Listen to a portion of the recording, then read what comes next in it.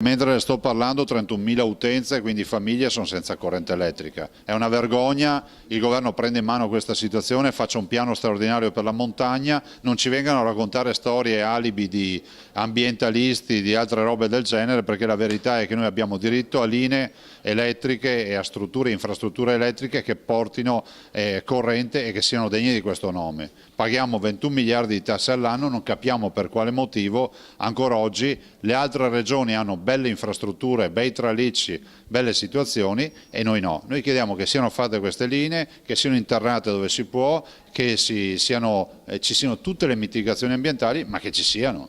Si parla di calamità naturale ancora? Guardi, la calamità naturale è un fatto giuridico, ce la chiedono i sindaci, noi rispettiamo la legge e ci siamo, però pensare che 2,5 metri di neve che dovrebbero essere oro, manna che scende dal cielo per la nostra industria turistica, diventano un problema per la corrente elettrica, questo ci fa veramente mandare in ansia. Proprio per questo motivo io continuo con l'avvocatura regionale per preparare la causa contro gli eventuali responsabili di tutti questi guai.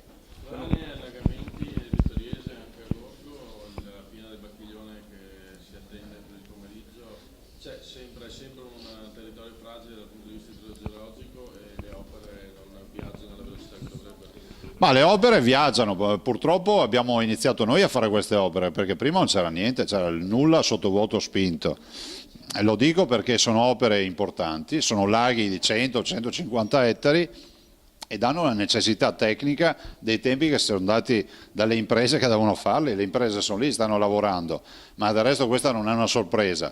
È altrettanto vero che siamo sempre in stato di allerta, il sistema di previsione sta funzionando, certo è che poi il meccanismo della tempesta perfetta si presenta sempre, no? Lo scirocco, tanta neve in montagna, la piovosità, speriamo che anche questa volta la si possa vincere questa tempesta. Ricordo anche che la nostra sensibilità, lo dico ai tanti che mi sentono parlare, la nostra sensibilità rispetto alle alluvioni è molto più forte e importante dopo l'alluvione, perché molte inondazioni e molti stati di allerta c'erano anche in passato e molti cittadini distanti dai fiumi non sapevano neanche che ci fossero.